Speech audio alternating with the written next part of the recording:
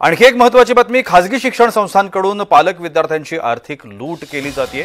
शैक्षणिक साहित्याच्या नावाखाली होणारी ही लूट नियमबाह्य असल्याचं लातूरच्या विभागीय शिक्षण उपसंचालकांनी म्हटलंय। कारवाईचे निर्देश आर्थिक लूट करणाऱ्या शिक्षण संस्थांची माहिती देण्याचं आवाहन देखील करण्यात आलं।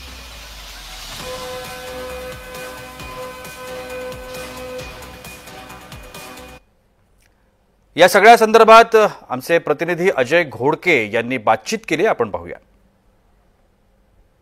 लातूर जिल्ह्यामधल्या ज्या खासगी माध्यमाच्या शाळा आहेत या शाळांमध्ये विद्यार्थ्यांना त्यांच्या शाळेमधून गणवेश असेल किंवा अन्य शैक्षणिक साहित्य असेल हे शाळेतूनच खरेदी करण्यासाठीची अनिवार्यता सध्या पाहायला मिळते। परंतु या संदर्भात नेमके काय आदेश आहेत आणि शासनाची नेमकी काय भूमिका आहे हे आपण जाणून घेणार आहोत। माझ्यासोबत विभागीय शिक्षण उपसंचालक गणपतराव मोरे साहेब आहेत। सर्व शाळांना यापूर्वी कळवलेलं आहे की आपण गणवेश, पुस्तकं किंवा शैक्षणिक साहित्यासाठी कुठलीही सक्ती केली जाणार नाही किंवा आपण त्याच्यासाठी कुठलाही निधी पैसे गोळा करू नये असं संबंधित शाळांना सूचना दिलेल्या आहेत। मागचं शैक्षणिक वर्ष संपल्याच्या नंतर बऱ्याच शाळांनी या पद्धतीने प्रक्रिया सुरू केलेली आहे। त्यांच्याकडे जीएसटी नंबर असल्याचा अद्यापही निदर्शनास आलेलं नाहीये किंवा ते पावत्या पण कुठल्या देत नाहीत, तर याचा लेखाजोखा त्यांच्याकडे कसलाच नाही। या शाळांवरती काही कारवाई होणार आहे? जर एवढं करूनही जर एखादी शाळा गणवेश, पुस्तकं किंवा शैक्षणिक साहित्य जर पैसे घेऊन विद्यार्थ्यांना देत असेल तर नक्कीच संबंधित शाळेवर कारवाई केली जाईल।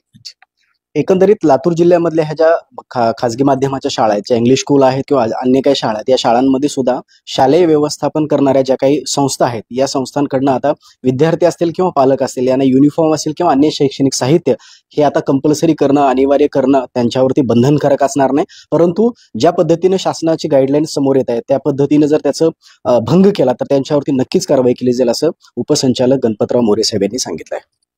अजय घोडके, जय महाराष्ट्र न्यूज, लातूर।